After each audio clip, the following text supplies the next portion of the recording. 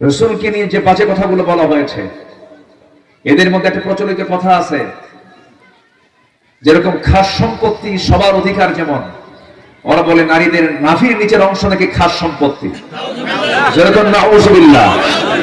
এই সমস্ত নরধম কিছু বদমাইশ, এদের আড়ালে চলছে জেনার কিছু অপকর্ম। এদেরকে শক্ত হাতে দমন করার দরকার আছে না নাই?